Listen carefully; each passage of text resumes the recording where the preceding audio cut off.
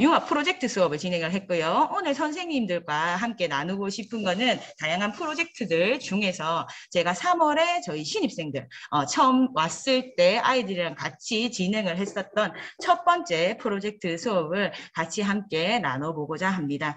제가 말 주변이 없어서 이게 프로젝트 어떻게 진행을 했는지 영상으로 제작을 했거든요. 지금 한 10분 정도 되는 영상인데 프로젝트 흐름이 어떻게 됐는지 확인해 보시고 이후에 그 중에서 선생님들이랑 같이 활동으로 진행해 보면 재밌을 것 같은 활동을 진행을 해 보도록 하겠습니다. 네, 저희 학교의 교과서는 동아출판 교과서를 사용하고 있습니다. 여기 이 첫 번째 단원 마음을 울리는 표현 단원이었고요. 이 단원의 성취 기준은 문학 영역 성취 기준입니다. 비유와 상징의 표현 효과를 바탕으로 작품을 수용하고 생산한다. 제가 알기로는 교과서 출판사들이 달라도 거의 첫 단원이 이 성취 기준을 바탕으로 해서 짜여진 단원인 걸로 알고 있어요. 네, 수업 설계의 의도는 한 세 가지 정도가 있었습니다. 아이들이 제대로 비유와 상징을 알고 쓸 수 있게 만들자.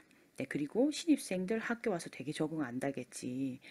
학교에 정도 6년 동안 다니던 초등학교를 졸업하고 처음 보는 중학교니까 낯설 거고 겁날 거고 그런 것들 좀 도울 수 있도록 해보자. 그리고 비유와 상징을 쓰는 것에 대해서 이전에 수업을 했을 때 애들이 전 시인 안 될 건데요. 저는 뭐 소설가 안 될 건데요. 이거 필요 없잖아요. 라는 얘기를 많이 해서 되도록 실생활과 좀 최대한 연계를 시켜보자. 그래서 창의적 체험 활동, 행사와 많이 연계를 시켰어요. 네, 그래서 아이들이 비유와 상징의 표현 효과를 바탕으로 작품을 수용하고 생산하면서 관계 역량도 증진하고 그리고 에듀테크도 활용해서 협업하는 방법을 익히기를 기대했습니다.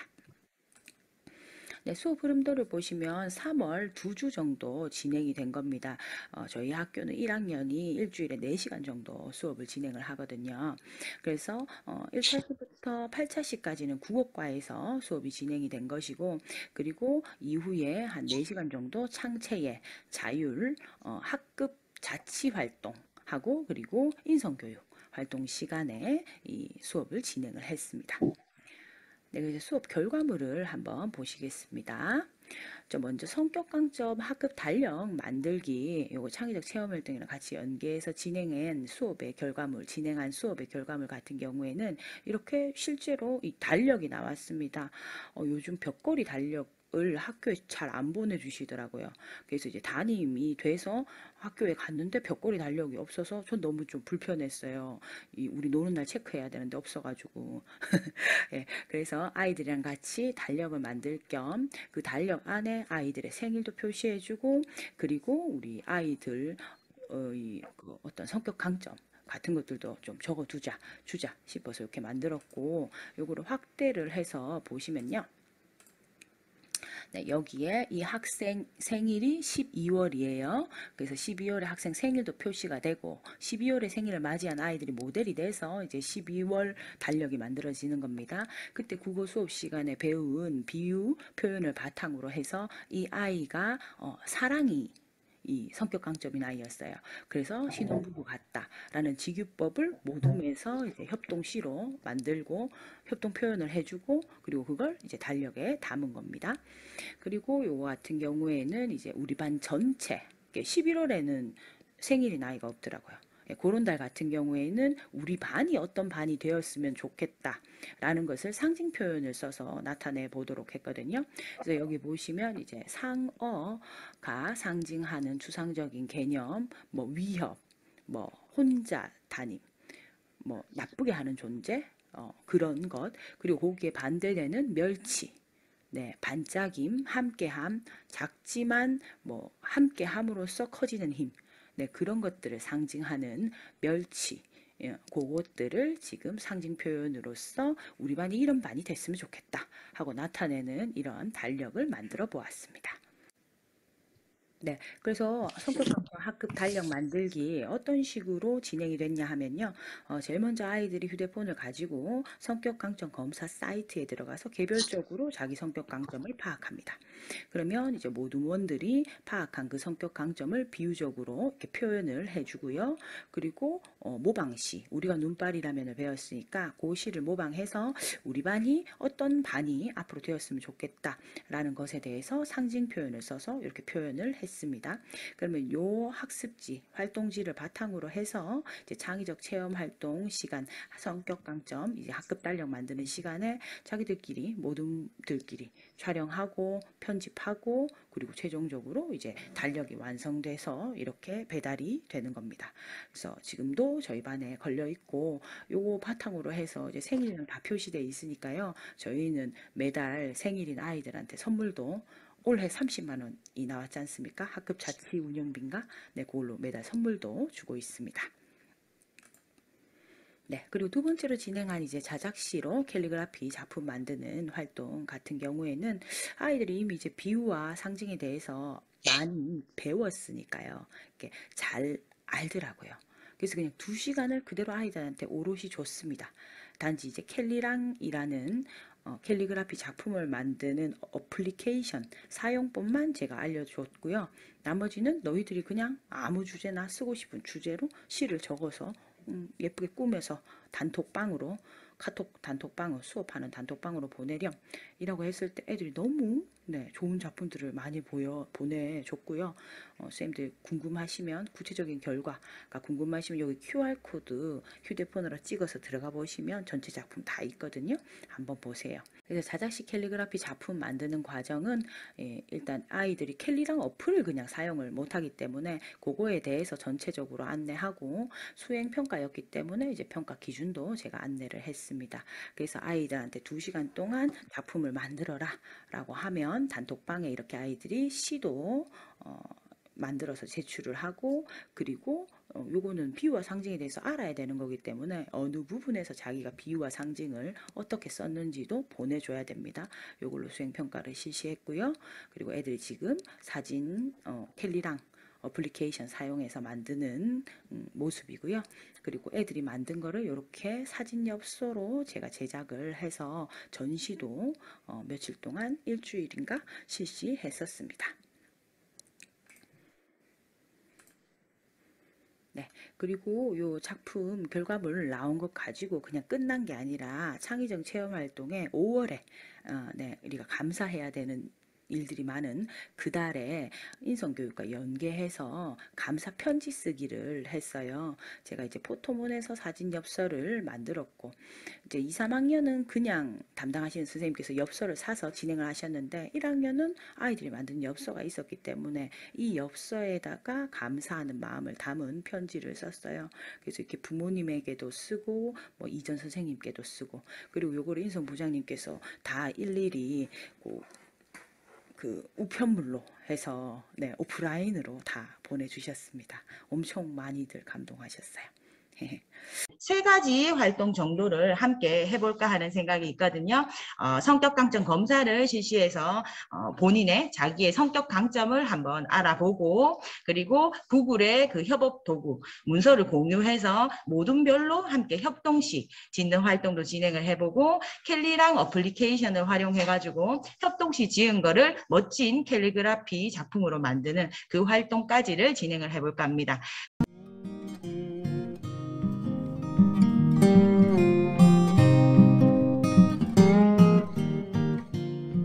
정지성이라고 하고요. 수업 나눔 한마당에서 한 학기 한 권 읽기와 책임지 메이커 교육과 관련된 이야기를 좀 나눠볼까 합니다. 저는 한 학기 한 권 읽기 자체가 좀 긴 호흡으로 진행되잖아요. 그래서 사례를 조금 더 중심으로 수업을 진행하고 뒤에 어떤 사례 책을 읽고 그다음에 세상 일과 연결하고 그다음에 어떤 대안을 마련하는 그 선만 한번 맛보기로 진행해 보도록 하겠습니다.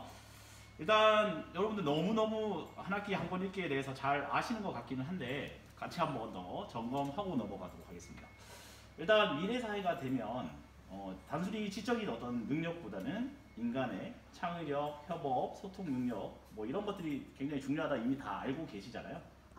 근데 그걸 잘 길러줄 수 있는 게 책이다 라고 생각했던 것 같고요. 그래서 수업 안에서 책으로 수업하는 걸 2018년부터 도입하기 시작한 겁니다.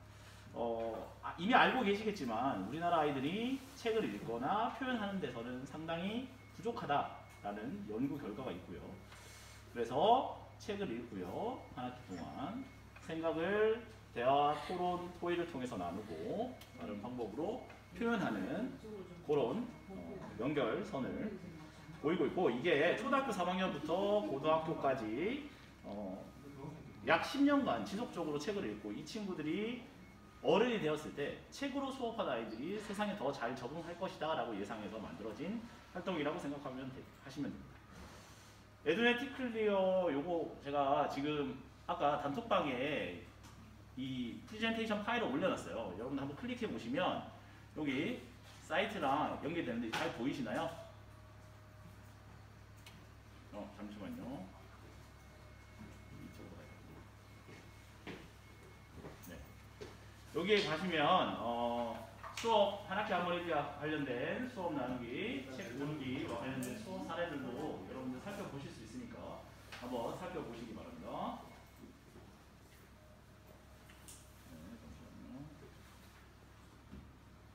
그리고 체인지 메이커라는 것도 여러분들 많이들 아시고 들어보셨을 텐데, 저도 처음에 활동할 때는 체인지 메이커라고 알지 않았습니다. 여기 접속해 계신 019 박민쌤 연수 통해서 제가 처음에 접했고요. 나중에 제가 하던 게 체인지 메이커구나, 체인지 메이커일 수도 있겠구나 이렇게 생각하게 돼서 접목시켜 보려고 노력했던 겁니다. 아쇼카라는 사회적 기업에서 미국에서 먼저 시작을 했고 우리나라에도 2013년 정도에 들어와서 사회적 기업 운동을 주도하고 있고 도움을 주고 있는 곳입니다.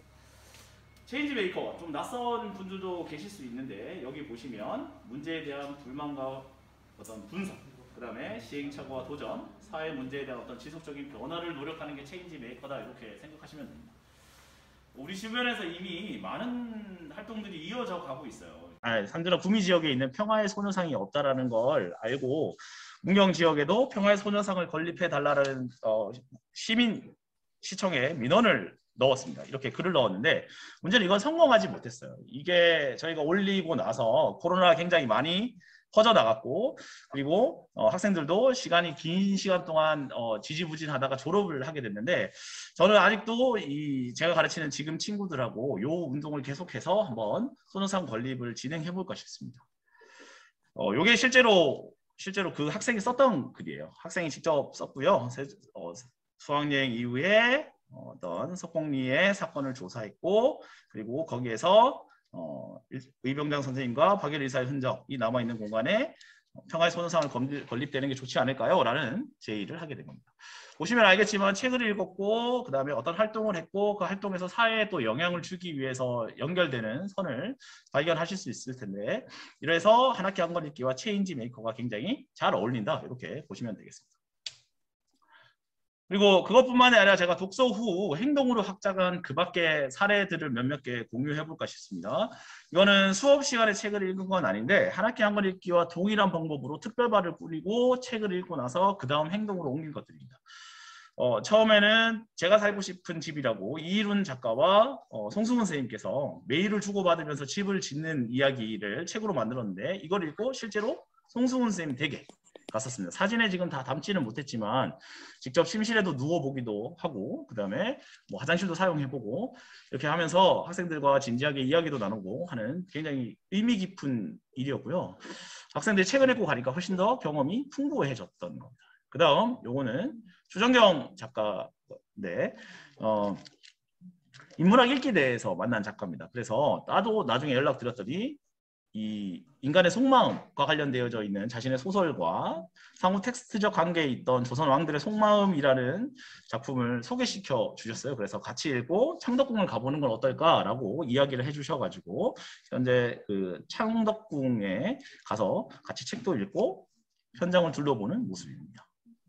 그다음 요거는 정대찬 교수님의 시를 잊은 그대에게라는 작품입니다. 여기 보면 알퐁스 도대의 별 이야기도 나오고 그런 이야기가 나오는데 학생들이 내용이 조금 어렵지만 그래도 여기에 가장 관심을 뒀던 분야가 이 별과 관련된 부분이어서 같이 읽기에 참여했던 몇몇 친구들이 함께 별을 보러 가고 싶다라고 얘기를 해서 제가 친구들하고 같이 갔던 영상을 같이 보여드리도록 하겠습니다. 학기 초에 저는 주로 이런 활동들을 하거든요. 근데 요거는 조금 올해 특별한 경험이 있어서 여러분들과 공유를 해보고 싶습니다. 그 책을 읽고 나서 제가 요 활동을 할 때쯤에는 학생들이 야간 자율학습을 시작하면서 조금 심리적으로, 신체적으로 약간 불안정할 때인데 부모님과 연관된 시찾기 이런 거를 하거든요. 그리고 시를 못 찾으면 대중가요나 이런 것들도 연결을 짓기도 합니다. 이 친구 같은 경우는 또래들보다 나이가 더 많은 우즈벡 친구입니다. 누나가 대한민국으로 우리나라로 시집 오게 되면서 따라온 친구인데 한 코로나 때문에 2년 넘게 지금 가족을 못 보고 있는 친구예요. 그래서 이렇게 자기 나라 말로 시를 찾고 노래를 찾고 해서 새벽에 부모님께 이렇게 보내드렸답니다. 근데 제가 이 글을 읽을 수는 없었지만 이 하트랑 이런 것들 통해서 굉장히 부모님이 좋아하신다라는 걸 느낄 수 있었어요. 그리고 이게 어떤 뭐 인종이나 민족이나 이런 거랑 상관없이 네, 다 보편적으로 연결 지을 수 있는 활동이지 않을까 이런 생각을 하게 됐었고요. 그 다음에 또 다른 시경험 쓰기의 예, 그 다음에 제가 또 영상시로도 연결 지어서 활동들을 많이 했는데 시간 관계상 생략하도록 하겠습니다.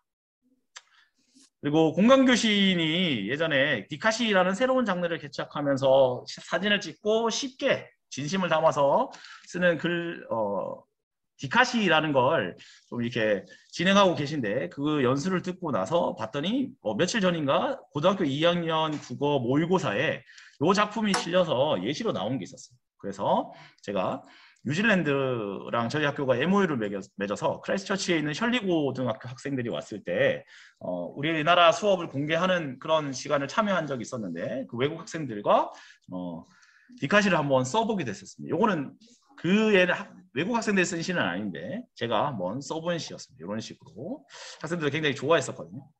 어려운 이야기인 것 같지만 결론적으로 말씀드리자면 고민보다 하는 거를 말씀드리고 싶어요. 실천을 말씀드리고 싶고요.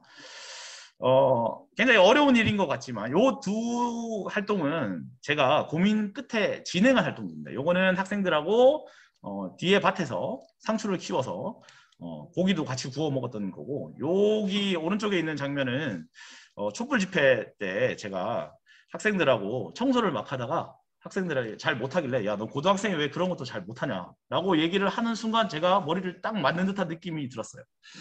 이거 어른들도 뭔가를 잘못해서 이상한 세상을 물려주려고 하는 순간이 아닐까라는 생각 끝에 학생들하고 여기를 참여해 봐야겠다는 생각을 하게 됐고요. 그리고 부모님들의 동의를 다 받아서 거기에 동의한 학생들하고만 여기에 광장에 참여했었던 적이 있었어요. 그 당시의 생각은 다른 건 없었고 뭔가 역사적인 순간이지 않을까라는 생각이 들었기 때문입니다. 그래서 여기에 참여했을 때 한국일보에 우연히 취재를 하게 됐었던 그 기사. 결국은 제가 고민 끝에 실천하지 않았다면 할 수 없었던 일들이고 실천하고 나서 굉장히 좋은 결과를 얻었던 혹은 학생들도 저도 성장할 수 있었던 활동들이어서 여러분께도 고민보다 실천하라. 이 해는 고민보다 고라고 그 BTS 노래를 이렇게 치려고 그랬는데 영어로 바꾸지 않고 고를 치니까 해가 되더라고요. 그러니까 여러분들도 고민보다 해보시기를 통해서 가장 인상 깊은 문장에 표시하시고 이유를 같이 공유해 주시면 좋을 것 같습니다. 그리고 제가 여기 맨 밑에 보면 비카인즈라는 데에 링크를 걸어뒀으니까 여기 클릭하셔가지고 비카인즈로 넘어가셔서 기사를 하나 같이 검색해 주시면 좋을 것 같습니다.